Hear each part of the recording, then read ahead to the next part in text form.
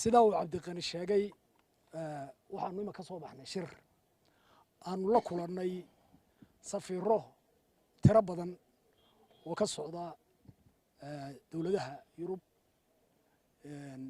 gaargaarkooda iyo ururka midooda yurubba iyo ururka IGAD intaaba way isugu jireen iyo jamciyadda quramaha ka dhaxaysa runtii waa dowladihii iyo hay-adihii caalamiga ahaa ee inagala shaqaynayay geedi socodka dimuqraadiyadda mar kasta oo arrimaheennu ay waxoogay ku yar yimaadaan isqabadeenna inta badan way inoo soo gurmadaan oo way inoo iman jireen socdaalkoodan imika wuxuu la xidhiidhay arrimahan doorashada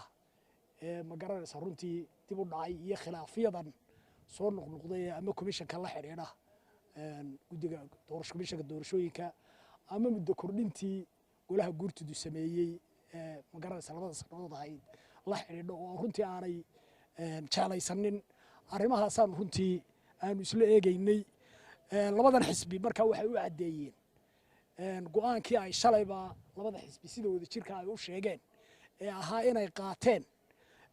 go-aankii ay soo jeediyeen guddigii dhexdhexaadinta ahaa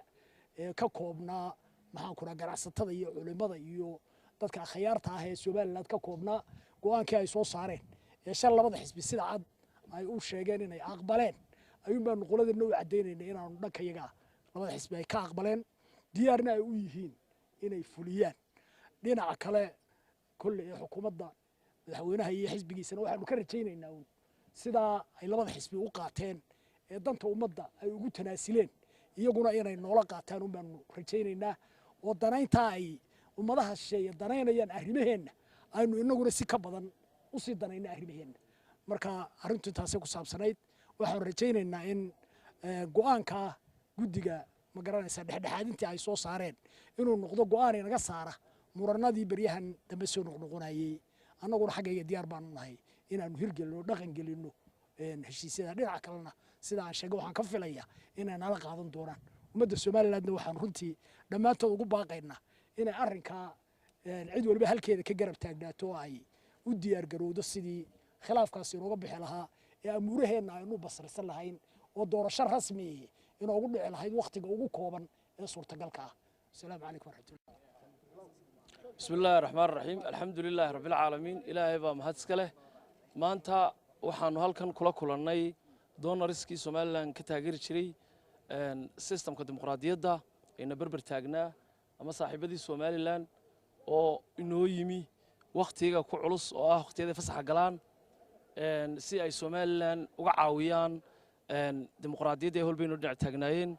waana u mahadnaqaynaa waxaan leenahay thank you very much waddankayga Soomaaliland u berber taagantihiin labada xisbi waanu la kulannay waxaanu kala qaadanay information marka arrintuna waxay ku eg tahay uun proposalkii ay soo jeediyeen guddidii dhexdhexaadintu oo aanu u mahadnaqayno waanu haddaanu nahay xisbiyada mucaaradka aqbalnay horena aanu u sheegnay marka maanta hadalku wuxuu ku kooban yahay inaanu isfahanay doonariska diyaarna aanu nahay inaanu wada shaqayno intaasaan kusoo gabagabeynaya